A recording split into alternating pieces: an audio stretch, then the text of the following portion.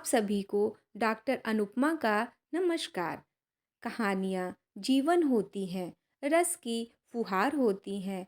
कहानियाँ मन में नए भाव भरकर जीवन को नई राह देती हैं। रस, आनंद, चाह और अपनापन होती हैं कहानियाँ। हर जीवन की एक कहानी है और हर कहानी में एक जीवन मुस्कुराता है।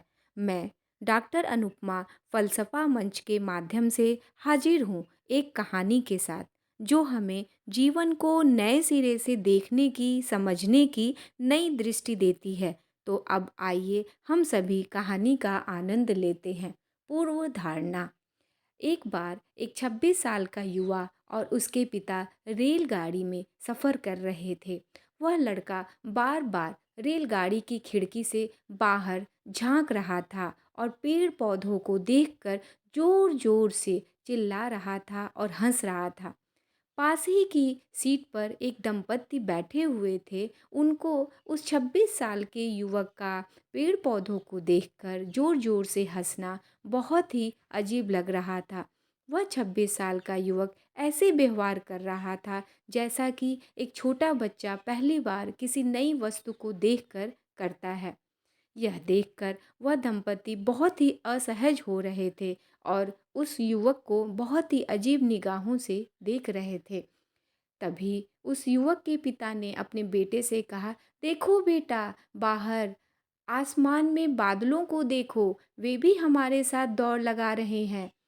एक पिता को अपने इतने बड़े पुत्र के साथ छोटे बच्चे की तरह व्यवहार करता देखकर अब उस दंपति से रहा नहीं गया और वे उस युवक के पिता से अनायास बोल बैठे। उन्होंने कहा, अरे आपको नहीं लगता कि आपके बेटे का व्यवहार सामान्य नहीं है? आपको अपने बेटे को किसी अच्छे डॉक्टर को दिखाना चाहिए। यह सुनकर उस युवक के पिता ने उत्तर दिया, हाँ, हम डॉक्टर के पास से ही आ रहे हैं। दरअसल बात यह है कि मेरा बेटा देख नहीं सकता था, पर आज उसके आँखों के सफल ऑपरेशन के कारण ही जीवन में पहली बार वह सब कुछ देख पा रहा है। हर पल उसके लिए यह बाहरी दुनिया आश्चर्य से भरी है। इस कारण से आज वह बहुत खुश है। यह सुनकर के दंपत्ति जो थे वे एकदम अचंभित हो गए। शब्द जैसे ठहर गए हों और उनके भाव उमड़ पड़े।